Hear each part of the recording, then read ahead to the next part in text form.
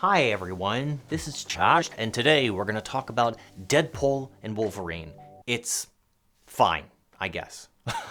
This is the third Deadpool film. I don't think I need to set this up that much. If you're watching this, you already know who Deadpool is, very likely. We haven't gotten a Deadpool film since the second one came out in 2018, and Hugh Jackman was supposed to be done playing Wolverine with 2017's Logan. James Mangold was supposedly not pleased with Hugh Jackman doing this. He said that this kind of undermines, Logan being that final chapter for this character. A point that this film cleverly makes fun of, like, oh, are you really done playing this character, Hugh?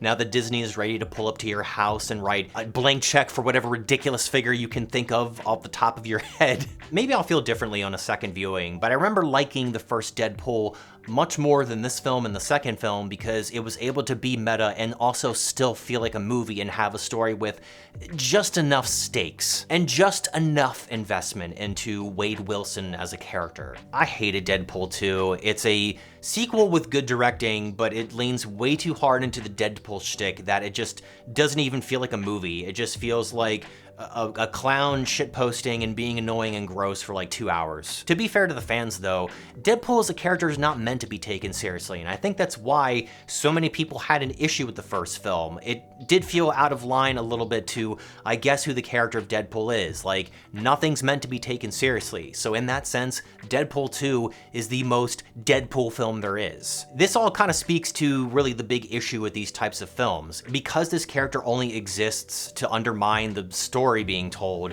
these films only really work if they're being funny consistently. If they're not able to be funny, they're gonna fall apart because they have nothing else to offer. No matter what you try to do to make us sympathize with him, he's just gonna undermine it later in some stupid Family Guy quality type of joke. This film also leans really hard into the meta stuff, but having Wolverine really allows you to have a character that we're used to taking seriously that we can still get invested in to some extent. So he is able to be sort of an emotional anchor of sorts for this third Deadpool film. I think the long period between the second film and this film really benefits it since the media landscape has changed pretty significantly since then, and it gives Deadpool a lot to talk about. This is just speculation, but maybe part of the reason why it took so long to make this film was because of the acquisition of 20th Century Fox by Disney back in 2019.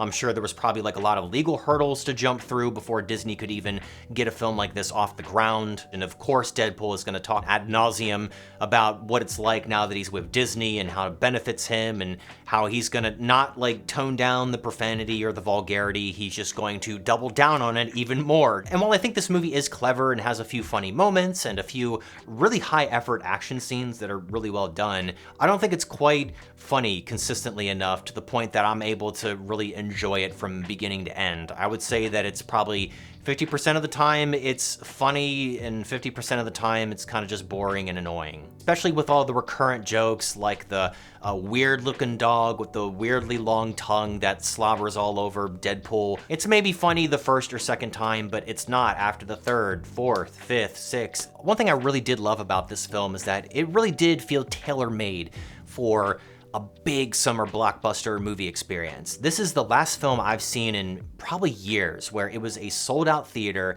Everybody was respectful.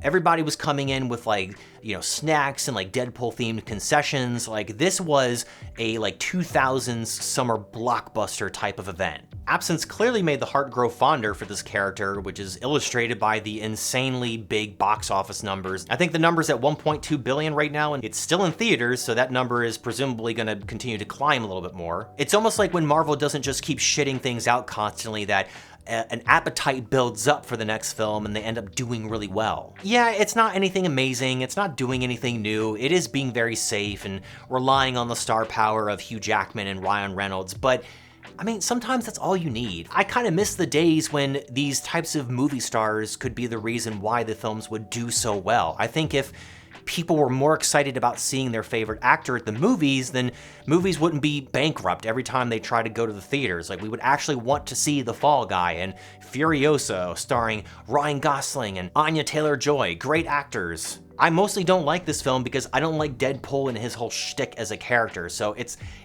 this film's not gonna cater towards someone like me. So yeah, while I didn't love this film, I did have a good experience, and I do think that this film comes at a good time, and delivers a lot of things that people are looking for. I'm gonna give Deadpool and Wolverine a 2.5 out of 5. That's gonna be it for me, guys. Let me know what you thought about Deadpool and Wolverine in the comment section below. Hit the like button, hit the subscribe button, hit the notifications button because you love me. And yes, I will see you later.